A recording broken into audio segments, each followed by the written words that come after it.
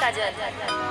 अच्छा तीसरी दूसरा बेटा, लेकिन अब तो हमें लग रहा है कि आर्यन भाई पता नहीं चौथी पतो तो ला ही लिया है, अब और कितना पतो लाएगा भगवान जाने।